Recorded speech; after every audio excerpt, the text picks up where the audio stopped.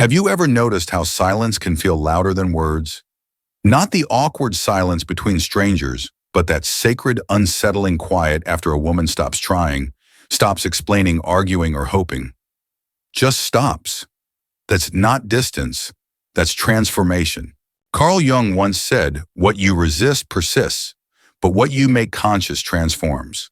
What happens when the woman in your life makes that leap, when she withdraws not out of spite but out of clarity, when she no longer offers her energy to a dynamic built on power games, projection, or emotional dependency? We think silence is absence. But in Jungian psychology, silence can be a symbolone that carries immense psychic weight. The silence of a woman who chooses herself is not empty. It is the echo of everything a man has refused to face within himself. Because here's the truth, most won't admit many men have never truly looked into the eyes of their anima, their inner feminine. They've loved women, yes, desired them, fought with them, but rarely do they see them as mirrors. When a woman falls silent without bitterness, she becomes a reflection not of who he wants her to be, but of what he has yet to become. She becomes the shadow's revealer. You may not understand it at first. The stillness confuses you. There's no conflict to resolve, no emotion to soothe, just an unfamiliar vacuum. And in that vacuum, something ancient begins to stir. It starts with a restlessness, subtle at first, an urge to check her profile, to revisit old texts, to listen for signs in songs or symbols. But this isn't nostalgia. It's the unconscious attempting to reconcile with the self. You see, Jung taught us that when a symbol disrupts the ego's narrative, it brings chaos, creative chaos. Her silence isn't an ending, it's an initiation. Because when she retreats from the stage, he is forced to meet himself without her script, without her light, without the comfort of being needed. And here lies the paradox: her silence doesn't hurt because she's gone. It hurts because in her absence he sees himself naked, unguarded, unbalanced. For the first time he realizes he wasn't relating to her, he was relating to a projection of his wounded feminine. And now that projection is gone. So what now? What does a man do with the silence of a woman who no longer waits? Does he chase her down with promises and pleas? Or does he do what Jung called individuation, the painful, beautiful process of becoming whole? In the next part of this video, we're going to go deeper into that inner confrontation. We'll explore how her silence becomes a symbol, how it activates his shadow, and how that quiet void can catalyze his evolution if he dares to face it. Because the silence of a conscious woman is not a punishment, it's a mirror. And in that mirror, the journey either begins or ends. Stay with me. What comes next might just change how you see silence forever. There is a moment quiet, almost imperceptible, when something shifts in a relationship.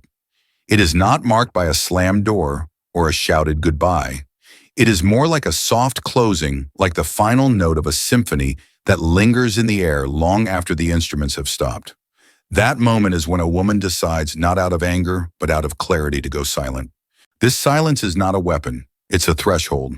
For a man, this is often the first contact with the numinous, not in the sense of angels or divine lights, but in the deeply Jungian sense of confronting the unknown within himself, his anima, his shadow, his illusions.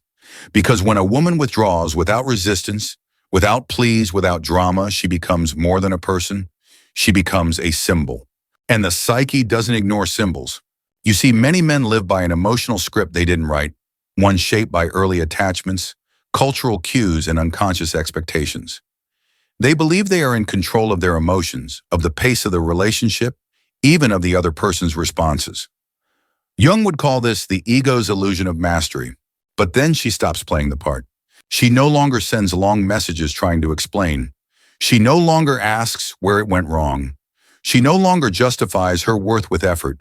And in doing so, she steps out of the archetype he had cast her in, the nurturer, the forgiver, the soft place to land and into her own sovereignty. To the conscious mind, this might register as confusion. But to the unconscious, it is a psychic earthquake. Jung taught that the unconscious doesn't speak in words. It speaks in symbols, dreams, and perhaps most often in symptoms. When she goes silent, something begins to break down in him. He can't sleep like before. The food he enjoys tastes dull. He finds himself compulsively checking her social media, not for what she says, but for what she doesn't. He imagines her laughing somewhere else, living without him, and it both angers and terrifies him. This is not love, this is the breakdown of projection. Because when he could predict her reactions, she wasn't fully real to him. She was the echo of his needs, the reflection of his unhealed parts. But now with her silence, she becomes untouchable, unknowable. And in that unfamiliarity, he is left with himself. This is the beginning of shadow work, though he may not yet know the name for it. In Jungian psychology, every man carries within him a feminine figure, the Anima. She is not merely the sum of his experiences with women, but the embodiment of all his longings, fears, dreams, and distortions about the feminine. And for many men, their romantic partners unconsciously bear the weight of this internal figure. When a woman withdraws with dignity, she disrupts this projection. Suddenly, the real woman and the Anima image don't match. She is not reacting as expected. She is no longer emotionally accessible. She is no longer his. And so the psyche scrambles. He may attempt to reconnect not out of love, but out of desperation to restore the internal balance. He may tell himself stories that she is playing a game that shall come back, that she still needs him. But beneath those narratives lies a deeper fear. Without her reaction, who am I? Most men are trained to respond to confrontation, to action, to noise. They know how to argue, how to defend, how to charm, but they don't know what to do with silence, especially not a silence that radiates self-respect. And so they misread it. They call it pride, indifference, manipulation, anything but what it really is, liberation. The silence of a conscious woman isn't designed to hurt. It simply refuses to hold what isn't hers anymore. Her stillness isn't passive, it is full of boundaries. And for the man used to being centered in her emotional world, this is destabilizing. He doesn't know how to relate without power. He doesn't know how to love without possession. And he certainly doesn't know how to mourn something that didn't end with a fight, but with a quiet reclaiming of self. Here's where the deeper psychology begins. As her absence stretches into weeks or months, he starts to feel the hollowness that was always there, but was once covered by her presence. He realizes he never truly saw her. He saw what he needed. He chased comfort, validation, healing, but not her essence.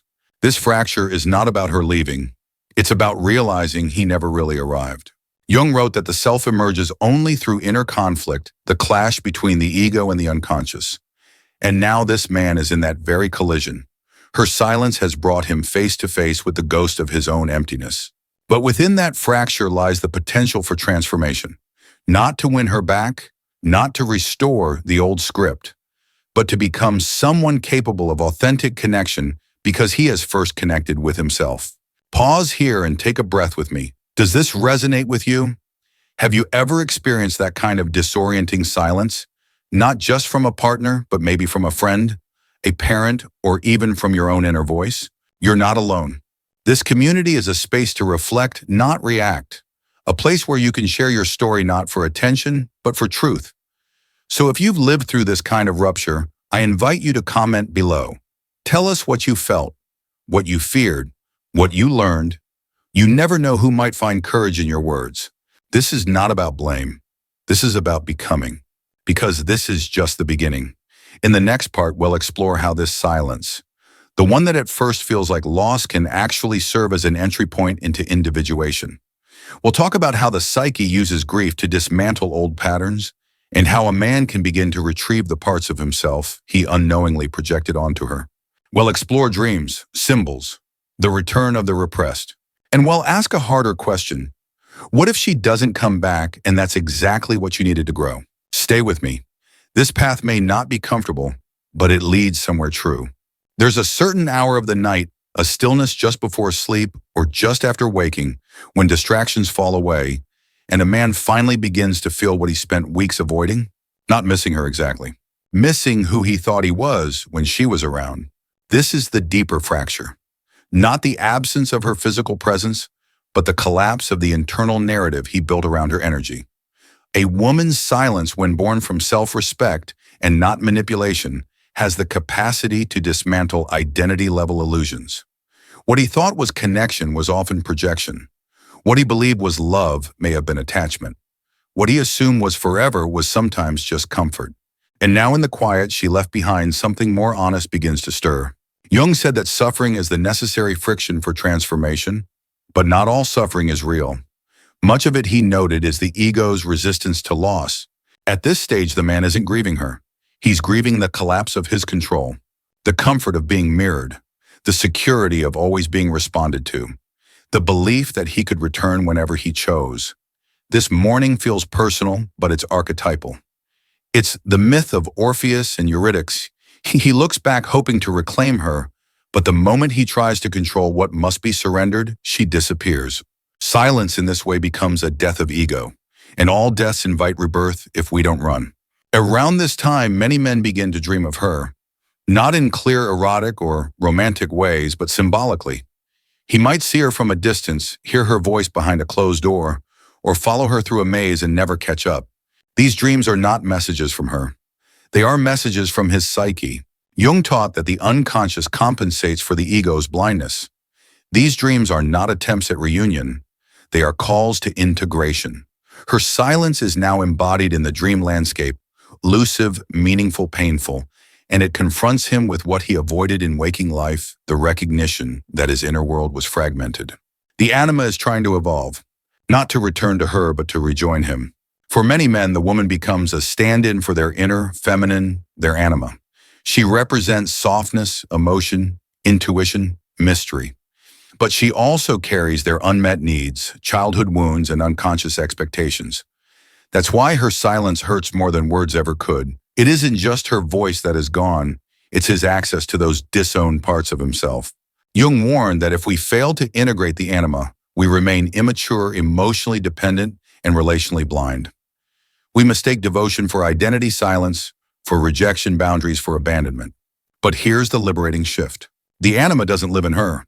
She lives in you. The journey then is not to win her back, but to retrieve her from projection. Eventually, something subtle but radical begins to occur. The man stops trying to make her see him, and he begins to see himself. He asks different questions now. Why did I need her validation to feel enough? What did I ignore in myself that I expected her to fix? What am I actually mourning, the person or the pattern? These are not easy questions, but they are the right ones. They signal that the energy once focused outward is now being redirected inward. This is the beginning of what Jung called individuation, the path toward inner wholeness. It's a dismantling of false selves and a homecoming to the authentic self beneath the persona. He might not call it that yet, but the soul knows. It feels the difference between egoic clinging and soulful surrender. Now here's where the journey complicates again. Sometimes when she senses his shift, when his energy no longer pulls at hers, she returns. Or rather, an opportunity to reconnect emerges. But the true test is not what he says, it's who he's become. If he returns from the same place, with the same needs, the same projection, the same unhealed self, then her silence will speak louder than any reunion.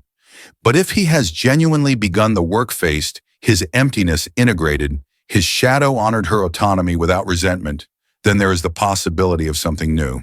Not the relationship as it was, but something conscious, mutual, sacred. Now I want to pause and speak directly to you. Have you ever been through this quiet storm? Whether you were the one who withdrew or the one left in the echo, did you notice how it changed you? Leave a comment below. Tell us what silence taught you, whether it cracked you open, healed your heart, or woke you up. You never know who's reading. You never know what seed your story might plant. This isn't just a video. This is a circle. And sometimes the most powerful words are the ones shared between strangers who've walked through the same fire. In the next chapter of this journey, we're going to go deeper into the mechanics of shadow projection. We'll explore how unresolved wounds shape who we fall for and how we often recreate our childhood dynamics in adult love. Because silence isn't the end of the story. It's the doorway to a deeper narrative one, written not by fear or fantasy, but by the soul's longing to be whole. Stay with me. What comes next might just explain everything you couldn't name until now. There is a kind of pain that doesn't come from loss, but from the realization that the person you miss was never fully seen because they were never fully real to you. This is the discomfort that begins to rise when a woman withdraws silently without blame. Her departure may seem like the trigger, but it's not the cause. What erupts inside a man in that vacuum is not about her absence. It's the collapse of the illusion he unknowingly built upon her. Carl Jung called it projection when the unconscious disowns part of itself, and casts it onto another. And in romantic relationships, nowhere is this dynamic more potent than in how men project their shadow onto women. The shadow, as Jung defined it, is everything within us we deny, repress, or fail to recognize. It contains not only our darkness, rage, envy, weakness, but also our unlived potential, our tenderness, our capacity to feel deeply. We bury these parts because they conflict with the persona, the mask we wear to be accepted. But the psyche doesn't erase, it redirects. So what we can't hold within, we assign to others. And often the woman closest to us becomes the canvas for our unresolved shadow. This is not a conscious act. It's a psychic survival mechanism. When a man hasn't owned his vulnerability, he will subconsciously seek it in her, then resent her for embodying what he fears in himself. When he's repressed his anger, he'll accuse her of being too emotional. When he hasn't grieved his childhood wounds, he'll demand she becomes both lover and mother. It's not love. It's unconscious dependency. When a woman walks away without a fight, she doesn't just leave the room, she removes the mirror.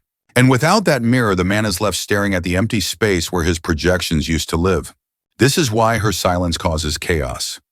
He's not just reacting to the end of a relationship, he's reacting to the psychic collapse of his constructed identity. The woman was never just a person to him, she was a container for his shadow. Her presence allowed him to avoid looking inward. But when she steps back, when she no longer plays the role, when she stops carrying what was never hers, he's forced to carry it all himself. And it feels like emotional anarchy. At first, he may act out through denial, distraction, or replacement. He may tell himself she was selfish, dramatic, or unstable. He may dive into work dates or superficial connection. But beneath that surface noise, something deeper is brewing. Because what the psyche truly mourns is inherits relational symmetry. The unconscious has lost its balancing object. The shadow has no home, and so he begins to spiral. He becomes irritable, anxious, restless. His body tenses. His thoughts obsess. He dreams of her, but cannot touch her. His inner world becomes a storm of unmet emotion. This is not punishment. This is the soul reclaiming what he tried to outsource. When projection ends, integration begins. Jung wrote that every man must make peace with his inner feminine, the anima not through women but within himself. Only then can he see a woman clearly, love her freely, and relate without control. Her silence then is not cruelty, it's an invitation to turn inward, to meet the part of himself he asked her to hold, to feel the fear he suppressed, to grieve the love he never gave himself, to touch the shadow not as a curse, but as a bridge back to wholeness. Only in doing this does he become capable of real intimacy, because he no longer needs to dominate the dynamic to feel secure. He no longer asks her to complete what he hasn't faced. He no longer fears her absence because he has finally come home to himself. Now I want to ask you something, and I ask it with complete gentleness. Have you ever mistaken your projection for love? Have you ever felt destabilized, not because someone left, but because their leaving forced you to meet a part of yourself you didn't know existed? If this resonates, you're not alone. This space is a sanctuary for those who are walking through emotional honesty. Whether you've been on the receiving end of projection or you're starting to see how you've placed your shadow onto others, this is where you can begin to share that awareness. Leave a comment below. Share your moment of awakening. You never know who else is reading, who might feel less alone because of your courage. Let this not be just a monologue. Let it be a mirror. Because we're not done. What happens after the shadow is faced? What does love look like when it's not built on need, fear, or fantasy, but on mutual recognition? What does it mean to relate not from a wound, but from a healed place? In the next part, we're going to explore how emotional maturity transforms not just relationships, but the very way we move through the world. We'll talk about coherence, inner authority, and what Jung called living the symbolic life. Because this isn't just about healing from a woman's silence, it's about becoming someone who no longer fears it. Stay with me. The most powerful part is yet to come. We arrive now at a crucible moment, the phase where transformation either deepens or dissolves. This is where silence becomes not just a mirror, but a threshold, a portal into conscious emotional sovereignty. The question now is, what happens when a man once destabilized by a woman's silence reclaims his power from within? Jung described this as the maturation of the individuated self, the stage where the soul begins to live symbolically, coherently, and responsibly. Let's dive into what that actually looks like and how it plays out even if he isn't aware of the theory yet. At first, the shift is imperceptible. The panic subsides. The compulsive checking stops. There's no grand gesture, just a quieter mind, steadier emotions, fewer fantasies about reunion. It's not that he has forgotten. It's that he's stopped needing her presence to feel safe in himself. This is the movement from reactive longing to inner calm. Jung wrote that individuation begins when the ego stops reacting to external cues and starts listening to its own center. From here on, it's no longer a matter of her returning, but whether he has returned to himself. Now, silence is no longer empty. It becomes filled with insight and meaning. When Jung spoke of a symbolic life, he meant one where everyday experiences carry layers of depth, where a quiet moment or a nostalgic memory triggers reflection rather than nostalgia. He notices things the way the rain sounds on the window, the echo of her laughter in a favorite song, the subtle emotion stirred by a poem or a dream. These become symbols rather than triggers. Symbols call him inward. They ask, what is this pointing to within you? His world softens, not because nothing matters anymore, but because everything matters differently. As he heals, his view of relationship changes, not by guilt or codependence, but through understanding that genuine connection requires wholeness, not half-selves seeking completion. He learns what Jung modeled to approach others from fullness, not from need. He begins to set boundaries, not harshly, but clearly. He communicates from integrity, not fear. He doesn't avoid difficult conversations, but he also doesn't chase resolution if it means abandoning his truth. He's grown beyond asking someone to complete him. Instead, he comes from self-honesty, self-respect, inner alignment. This is no longer about getting someone back. It's about being someone else, someone capable of seeing love as resonance, not rescue. If she returns, it's not because he begged or manipulated. It's because his clarity echoes the depth she has also discovered, or at least gives space for honesty. This shift is small in gesture, massive in significance. It's in the choice to speak calmly instead of pleading, in the choice to walk away instead of waiting, in the choice to stay aligned instead of hoping for reconciliation out of fear of emptiness. In Jungian terms, this is ego-transcending projection. He no longer needs the woman to fill him because he has learned to fill himself. And that is the only basis for truly mutual relating. When individuation imbues both parties, she in her silence, he in his reflection, they meet in a different field.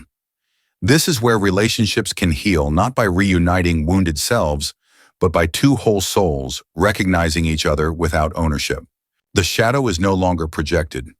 Anger, grief, dependency, these are integrated within him. The woman is never a stranger who bypasses his fear. Rather, she becomes a person who chose her sovereign path, and he chose his. Their past may remain poignant, but it no longer haunts. Their paths may cross again, but they don't cross from the same point. Pause here. Have you witnessed or experienced this kind of release? Not just in romance, but in friendship, family, even your own inner landscape. When someone broke away, did it reveal what part of yourself you were unconsciously projecting? Have you felt the heaviness lift when you stopped needing the other person to confirm your worth? Share that moment below. Tell us what you felt as you reclaimed your center or witnessed someone else reclaim theirs. When we reflect together, we see how universal, subtle, and necessary this work truly is. The strength you express might become someone's turning point. We're nearing the close of this journey, but the heart of transformation lies just ahead. In the final chapter, we'll ask, what does sustainable love look like? How do two individuated souls relate in honesty, presence, and evolved intimacy? And crucially, how do you rebuild connection if you choose to without sacrifice of self? Next, we'll explore what Jung called symbolic union, the meeting of two whole individuals, not two halves seeking wholeness in each other. Stay close. This is where silence evolves into presence and where healing becomes the most honest form of love. This is where we arrive, not at the end, but at the integration, the final threshold, the place where all the silence, all the reflection, all the unraveling comes full circle, not to rewind the relationship, but to redefine what it means to love. Carl Jung believed that true transformation, individuation, leads us not to isolation, but to sacred union. Not fusion, but recognition. So we must ask, what does love look like when neither person is projecting their shadow, when both have chosen to come home to themselves first? What does it feel like to meet someone not from desperation, but from presence? The most radical act in conscious relationship is this: to remain yourself even while choosing another. This is the shift, when love no longer requires distortion, silence, self-abandonment, or performance. When you can say, this is who I am, this is what I feel, and I trust you enough to bring all of it. No more molding yourself to keep the other comfortable. No more romanticizing pain as proof of depth. No more confusing guilt for loyalty. Because when both individuals have faced their shadow, their wounds no longer lead the dance. Instead, clarity does. Communication does. Coherence does. Now the bond isn't forged in need but in mutual regard. This is what Jung called the coniunctio oppositorum, the union of opposites. Masculine and feminine, conscious and unconscious, self and other. It's not about perfection, it's about wholeness shared. Sometimes the one who walked away returns. Sometimes the one left behind finds their center and decides to open the door again. But here's the key in symbolic union: it's not the return that heals, it's the quality of the return. He may say, I've changed. She may whisper, I've forgiven. But these words only mean something when they come from a new frequency, one marked by time, introspection, and demonstrated coherence. Because now the standard is different. We don't listen for apologies. We listen for embodiment. We listen for consistency between language and action. We don't rush to rekindle what once hurt. We assess, is this safe for the self I've now become? And sometimes, even if the door reopens, we no longer walk through. Not out of anger, but because peace became our home. When you stop projecting, you also stop controlling. You no longer seek to possess the person who once filled your inner void. You no longer measure their value by their ability to soothe you. You no longer confuse emotional intensity with emotional safety. Instead, you love with space. You love without clinging.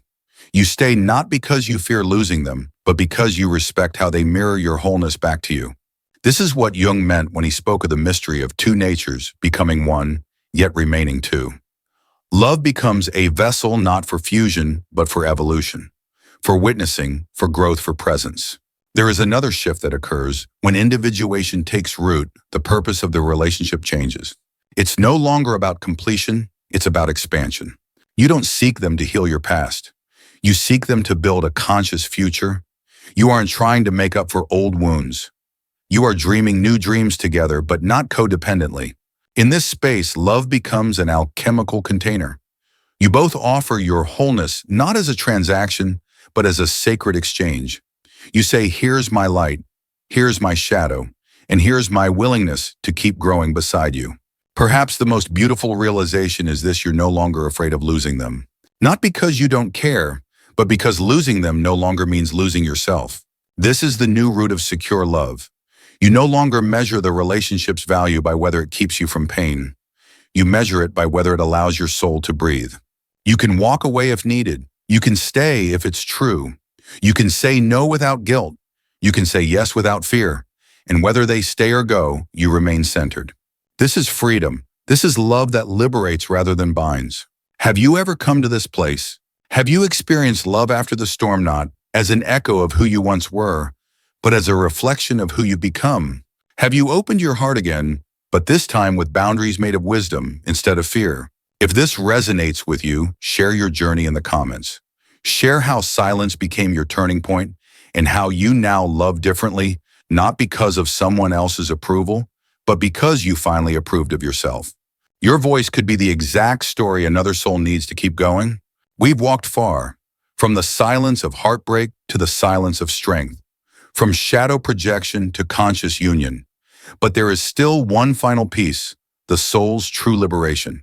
In the next and final chapter, we'll explore the theme of spiritual aloneness, what Jung called standing in your own fire.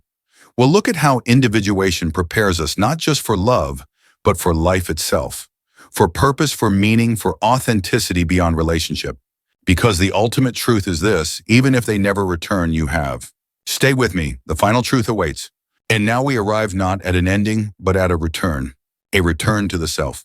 Not the self that was broken, dependent, or waiting, but the self that watched, listened, held still, and emerged clearer than ever before.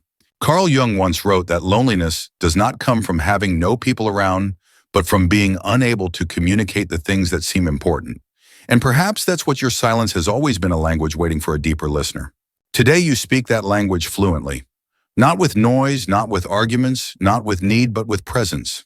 And he, in the absence of your words, began to hear something he had never heard before: his own dissonance, his own patterns, his own shadows. That is the power of choosing yourself. It is not just emotional maturity, it is sacred individuation. When you stop showing up to soothe his ego, he finally faced the part of himself he had long avoided. The projection shattered, the illusion broke, and in its place a mirror appeared. You did not hold it up with anger. You held it with stillness. And that stillness screamed louder than any confrontation ever could. Your revolution, your return, your rising. It's the moment you realize that love cannot thrive where your soul must shrink. That being chosen is meaningless if you had to abandon yourself to receive it. It's the soft courage of saying, I am no longer available for what dishonors my peace. And perhaps the most poetic twist in all this is that by walking away in silence, you finally heard yourself. You gained clarity, centeredness, emotional sovereignty. You no longer chase closure because your healing no longer depends on their confession. You've become your own witness. You know what you felt. You know what you gave. You know when enough became enough. And now when he comes back with words, you weigh them against action. When he promises change, you ask, have you changed with yourself? Because you've learned love is not something you extract. It's something you recognize when it's coherent, embodied, consistent. Have you felt this evolution, this quiet strength that no longer needs noise to feel powerful? Have you stood in that sacred space between old longing and new peace and chosen peace? If you have, share that moment below, not to boast, but to illuminate. Someone watching this may still be in the early stages. Your story could help them recognize that their silence is not weakness, it is wisdom maturing. Let's create a space below where women and men can speak their truth from clarity, not chaos.